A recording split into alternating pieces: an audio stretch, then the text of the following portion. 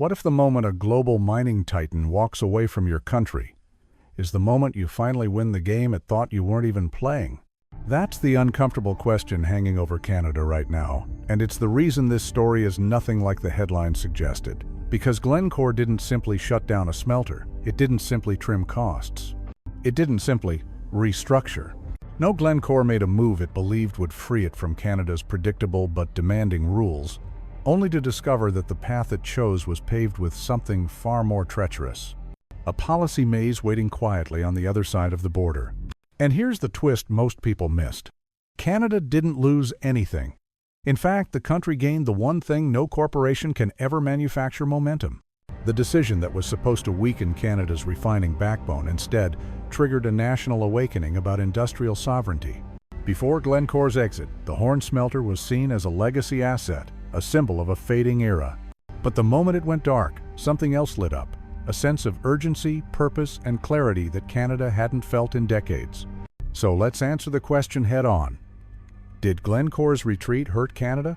No, it backfired spectacularly. The moment Glencore stepped out, Canada stepped in. Not to beg for its return, but to rewrite the rules entirely. Ottawa reframed the situation not as a corporate loss, but as a once-in-a-generation test of whether the country could reclaim control over the resources that built its economy. And instead of patching the gap Glencore left behind, Canada used it as the foundation for a complete industrial reset, one rooted in technology, local ownership, and long-term resilience. Glencore thought it was escaping a storm of environmental costs and regulatory hurdles. But what it didn't see was the far bigger storm forming across the border, a fortress of tariffs, unpredictable legal shifts, and supply chains stretched to their breaking point. While Glencore found itself trapped inside that maze, Canada quietly built something better, a new strategy that doesn't depend on foreign giants or unstable policies, but on domestic capability and innovation. And that leads to the real question beneath everything. How did a multinational corporation step out of Canada and accidentally ignite the country's most ambitious industrial transformation in decades? To understand that, we need to go layer by layer through the drama that unfolded on both sides of the border, and how the move that was meant to secure Glencore's future instead secured Canada's. For more than 70 years, the Horn smelter in Quebec wasn't just a building. It was a pulse, a rhythm, a heartbeat. You could stand outside on a cold morning and feel the low industrial hum rising from the stacks long before you saw any smoke. Generations of workers timed their lives by its shifts. Entire neighborhoods grew around its glow. When people talked about Canada's resource strength, they talked about places like this, places where raw ore entered one end and emerged from the other, as the copper that built cities, powered grids, and connected a continent. So when Glencore announced it was shutting the plant down, there was no siren, no dramatic explosion, no breaking news ticker flashing across screens. The end came quietly, almost too quietly, like someone pulling a plug from a wall socket. One moment, a national industrial giant was alive. The next, it went still. And in that stillness, something deep inside Canada shifted. The company blamed the closure on a towering price tag, more than $200 million in environmental upgrades. They described the decision as a matter of simple arithmetic, a cost curve bending the wrong way, a spreadsheet that no longer balanced. But anyone who lived near Rouyn-Noranda, anyone who had stood beneath the steel towers or watched the orange glow reflected on winter snow, knew that this explanation didn't quite capture the truth. To them, it felt less like math and more like abandonment.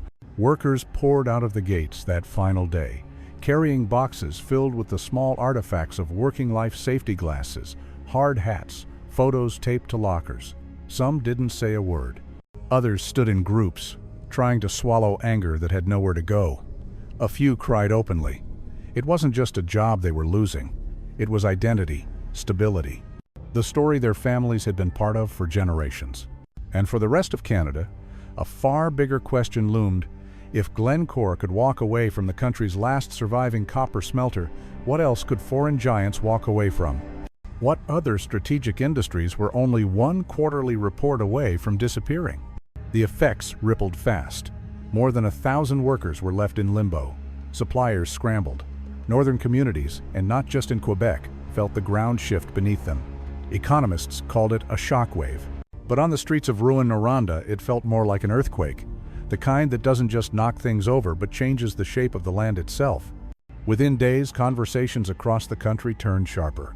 What did it mean that Canada, one of the most resource-rich nations on Earth, no longer had the ability to refine one of its most essential minerals? What did it say about sovereignty, not as a political slogan, but as an economic reality when raw materials had to be shipped out of the country to be processed? On paper, Glencore's move looked like a clean corporate decision, but in practice, it exposed something deeper, a fracture in Canada's industrial backbone. And fractures make people ask dangerous questions, the kind that challenge the status quo, the kind that turn a simple business announcement into a national moment of reckoning. Yet here's where the story unexpectedly bends. Because while headlines painted this as a defeat, something else was happening, something subtle, something powerful, something that hinted this loss might not actually be a loss at all. In the hours after the shutdown, local leaders weren't just angry, they were energized.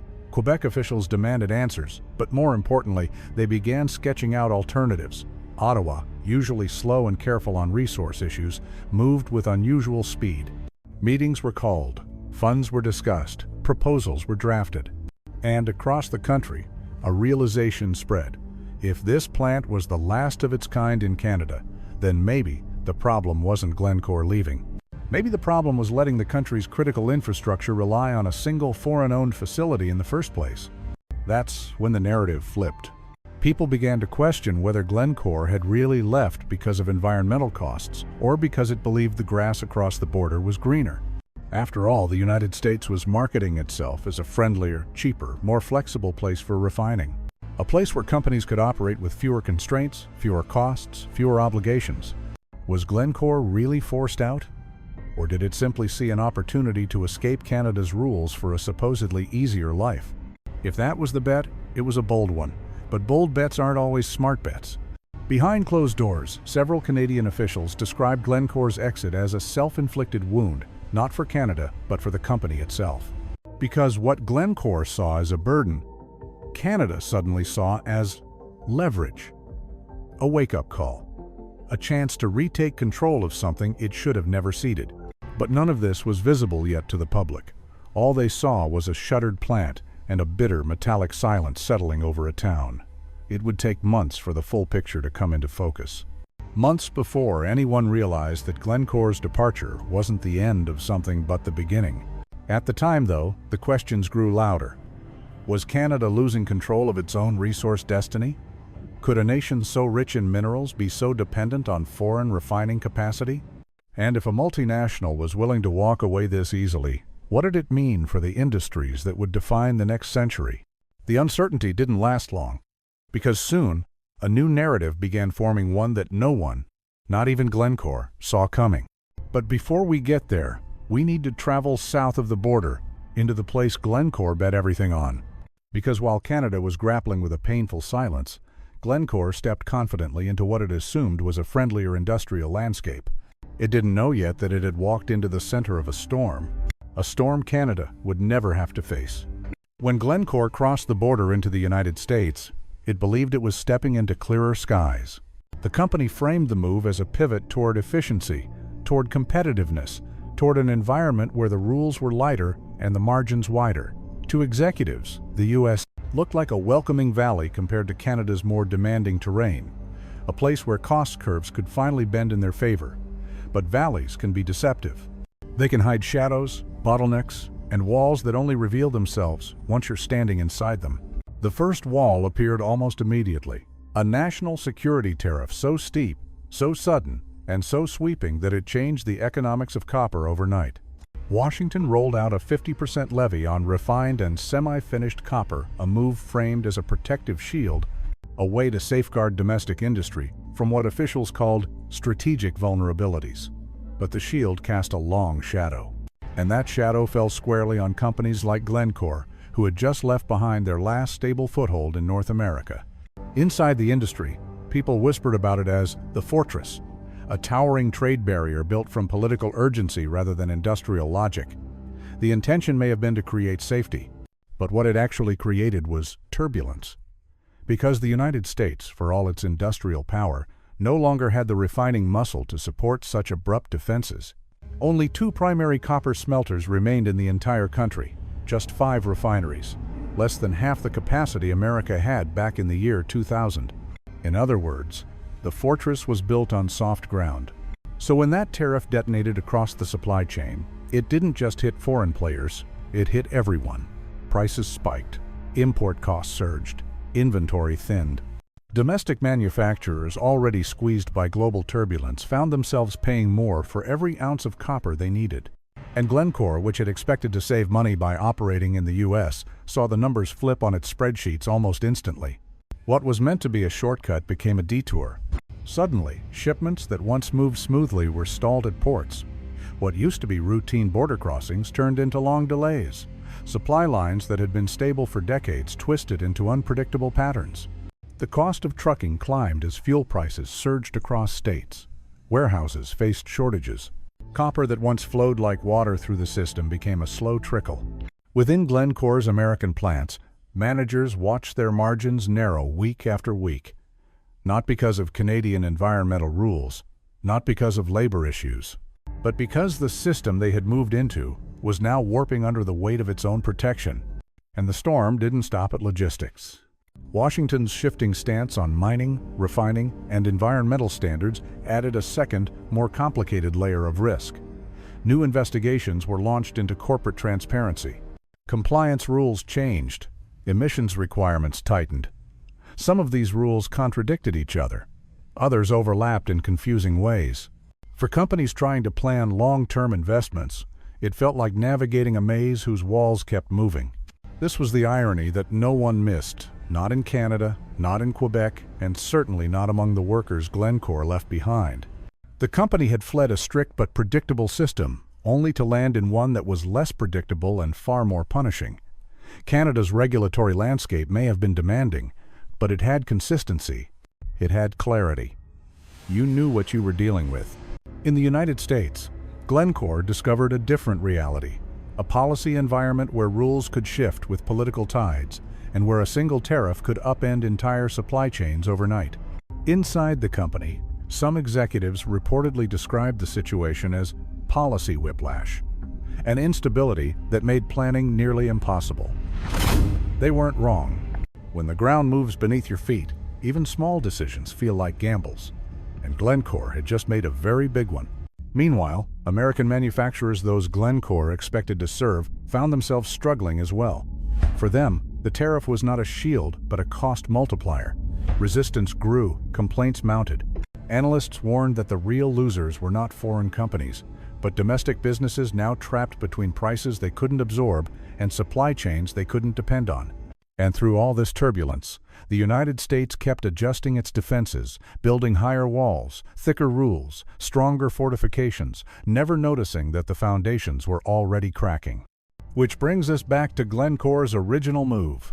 On paper, leaving Canada looked like a smart pivot. But what the company failed to see was that the grass across the border wasn't greener. It was thinner, drier, more fragile. And the moment the winds of policy shifted, that grass caught fire. By the time Glencore realized what had happened, the damage was already spreading across its operations. Costs were rising, margins were shrinking, and the so-called friendlier landscape revealed itself to be a landscape filled with unseen traps. Back in Canada, people watched the situation unfold with equal parts frustration and vindication. The plant was gone, but the consequences of the decision were only beginning to show. A picture was forming, slowly and unmistakably. Glencore had stepped out of Canada to avoid one storm, only to walk directly into another. A storm much larger, much messier, and far harder to escape. But here's the twist.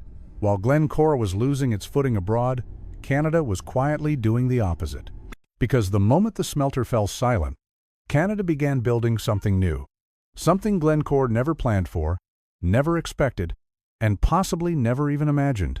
And that is where the story truly changes direction. When the smelter's final plume of steam dissolved into the Quebec sky, most people expected the days that followed to be filled with resignation, anger, yes, but ultimately helplessness. After all, how do you replace the last copper smelter in the entire nation? How do you rebuild a foundation when the cornerstone has already been pulled out? But that isn't what happened. Instead of collapsing beneath the weight of the closure, something unusual stirred across Canada. It didn't erupt in headlines or political grandstanding.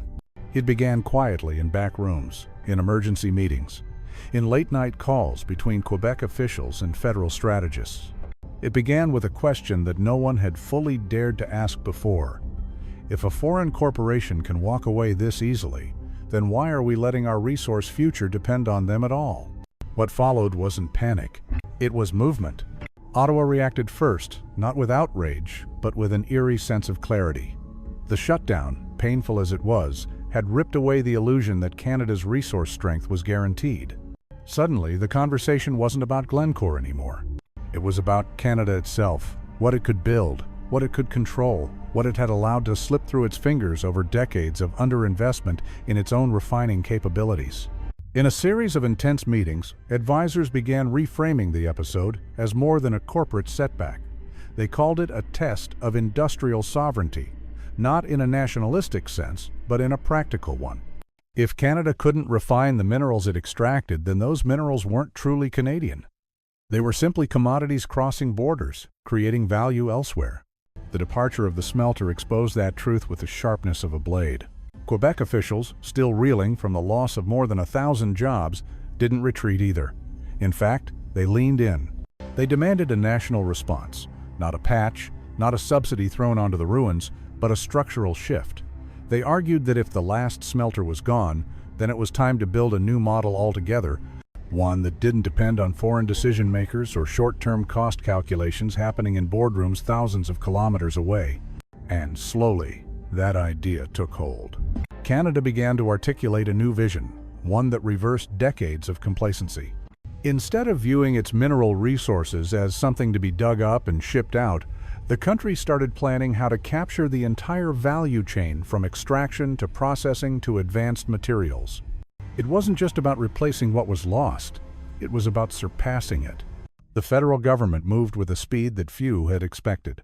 Ministers spoke of turning vulnerability into strength. Advisors outlined plans that had been sitting dormant for years, waiting for the political window to open. And now, thanks to Glencore's exit, that window had blown wide open. The cornerstone of this new vision was a sweeping national investment package, more than $6 billion dedicated to critical minerals. Not subsidies for foreign corporations. Canada had learned its lesson, but strategic investments in Canadian firms, Canadian technologies, and Canadian infrastructure. The aim was simple: never again allow the country's industrial lifeline to hang on the decisions of a company headquartered overseas.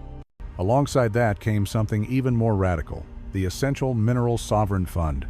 $2 billion committed solely to giving Canadian companies the backbone they needed to take on early-stage risk, build refineries, develop processing technology, and secure ownership of the assets that would matter most in the next century.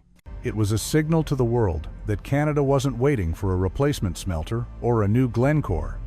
It was signaling that the era of dependence was over.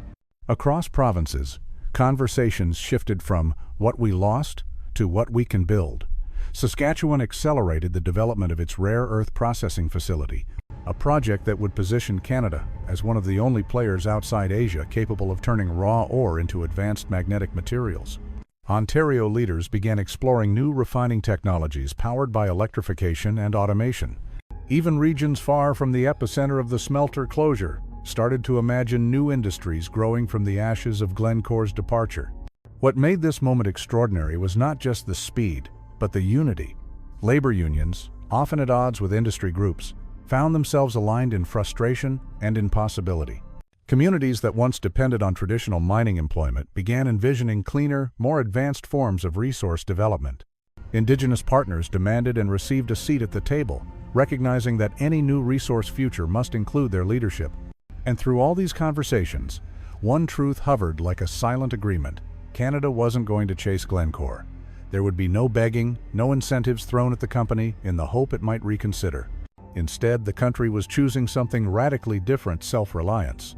Canada wasn't trying to lure back what had left. It was rewriting the rules for what would come next. While the United States doubled down on tariffs, Canada doubled down on technology. While Washington built walls, Ottawa built foundations. While Glencore bet on shortcuts, Canada bet on structure. That contrast, once subtle, soon became unmistakable. The departure that looked like a wound began to resemble something else entirely. A rupture that let the pressure out, a fracture that forced a rebuild. The kind of break that reveals what the old system had been hiding all along. Because the truth is simple, sometimes a system must fall apart before it can be rebuilt properly. Glencore's exit wasn't the end of Canada's refining identity. It was the moment Canada realized that identity had to evolve. And evolve it would faster, deeper, and more strategically than anyone anticipated. The silence Glencore left behind might have looked like an ending, but inside that silence, Canada began building something radically different, something the old smelter could never have become, no matter how much money was poured into upgrades. It started with a simple realization. If Canada could not win by competing on cheap labor or low compliance, it had to win by competing on intelligence, innovation, and efficiency. The country had to outgrow the old model rather than restore it. This shift didn't erupt overnight. It emerged in labs, in pilot plants, in research centers that had been waiting for a spark to ignite them. The spark was Glencore's departure. The transformation that followed wasn't just industrial, it was philosophical. Canada was no longer asking, how do we rebuild a smelter? But rather, how do we build the kind of refining ecosystem that companies like Glencore will one day wish they hadn't abandoned? And that question changed everything. In Saskatchewan, the SRC Rare Earth Processing Facility, once a modest research initiative, suddenly gained national importance. What had been a regional experiment became a flagship project. Engineers and scientists who had spent years refining AI-driven separation technology now found themselves at the center of a national strategy. They weren't just refining minerals, they were rewriting the cost structure of refining itself. Their emerging systems promised to push processing costs below China's long-standing benchmark, a feat many had once thought impossible. This wasn't about volume anymore. It was about precision, about sustainability, about designing a system that didn't need to burn through massive amounts of energy or ship ores across oceans just to stay competitive. The old smelter had been a furnace. The new model was a circuit board. It didn't roar. It calculated. Meanwhile, in Ontario, another thread of transformation took shape. Cyclic Materials, once a small innovator in the recycling space, suddenly found itself propelled into national significance. The company had developed a way to extract copper and rare earth elements from electronic waste, an idea that had seemed niche when the Horn smelter was still alive. But now, with the country realizing it could no longer rely on traditional refining alone, that niche became a strategic cornerstone. What was once discarded old motors, broken electronics, industrial scrap became a new kind of mine, a mine that didn't scar landscapes or rely on volatile global supply chains, a mine that could sit in a warehouse, powered by algorithms and powered by the notion that the future didn't belong to whoever dug the deepest, but whoever reused the smartest. Across Canada, the same pattern repeated. Startups once ignored were now being courted by investors. Provincial governments began collaborating in ways that had seemed politically impossible a decade earlier. Universities revised their mineral engineering programs to include automation, machine learning, and sustainable metallurgy. As if overnight, the country's resource identity expanded beyond ore and smelters into something broader, a fully integrated mineral ecosystem. Companies from Europe and Asia, tired of unpredictable supply chains and unstable policies elsewhere, took notice. They didn't come to Canada for cheap costs, they came for stability, for predictability, for cleaner, smarter pathways to the materials their industries required. It was not the kind of surge driven by headlines. It was quiet, technical, long-term. Exactly the kind of industrial revival that is easy to overlook until it's too big to ignore. The most unexpected part of this evolution wasn't the technology, it was the unity. Labor unions didn't resist automation. They embraced it as a way to secure long-term employment. Communities that once relied solely on traditional mining began to welcome advanced processing plants and recycling hubs. Indigenous partners, often excluded from earlier resource booms, were now included as equal decision-makers with revenue-sharing structures, equity stakes, and leadership roles embedded into the new projects. The old model had been about extraction and export. The new model was about circulation and value retention. Minerals didn't leave the country anymore. As raw ore, they left as refined, high-value materials ready for global markets. And in some cases, they didn't leave at all. Strategic reserves were built. Domestic manufacturers began expanding. Battery producers, magnet makers, and clean tech companies realized that Canada was no longer just a supplier, it was a potential hub. And in the middle of all this, a quiet truth took shape. Canada wasn't replacing Glencore. Canada was evolving beyond it. Glencore had built its business on scale. Canada was building a system based on intelligence. Glencore chased short-term cost advantages. Canada invested in long-term technological capability. Glencore saw value in what came out of the ground. Canada saw value in what could be created afterward. If the Horn smelter had survived, this transformation might never have happened. The country may have continued relying on outdated infrastructure and aging systems. But its closure forced a reckoning, a reset that pushed Canadian industry into a future that didn't depend on anyone else's permission. And that is the true twist in this story. The corporation that left Canada behind inadvertently gave Canada the space to build a mineral economy it would never have shared ownership of. What began as an exit became a revolution. What looked like a gap became a gateway. And the industry Canada is building now is not only stronger than what existed before, it is something entirely new. In the end, when the dust settled on both sides of the border, Glencore's move revealed a truth almost too ironic to script. The company had left Canada in search of stability, lower costs, and friendlier rules, but the landscape it stepped into twisted beneath its feet. Tariffs rose like fortress walls. Supply chains tangled. Regulations swung like pendulums. What Glencore believed would be a safe harbor turned out to be a labyrinth built from shifting policy and unpredictable economics. Meanwhile, the country it left behind, the one it assumed would struggle without its presence, did something few expected. Canada absorbed the shock, redirected the anger, and turned a corporate departure into fuel for reinvention. Instead of chasing the past, it built the future. The smelter's silence did not become a void. It became an opening, a space in which a nation could rethink what it meant to be a resource power in the 21st century. And so the story flips one last time. Glencore found itself constrained by the very forces it thought it could outrun, while Canada discovered strength in the very moment it seemed weakest. The corporation's retreat set off a chain reaction of innovation, investment, and self-reliance that no strategic memo or government white paper could have produced. This wasn't policy, it was evolution. Canada didn't win by confrontation. It won by construction. Quiet, steady, focused construction. It built technology instead of tariffs. It built capacity instead of walls. It built partnerships instead of pressure. In a world growing more volatile each year, the rarest resource turned out not to be copper or cobalt or rare earths, it was stability. And that was the one thing Canada could offer better than anyone else. So now, the question that hangs over the continent isn't whether Glencore made a mistake. The question is what happens next.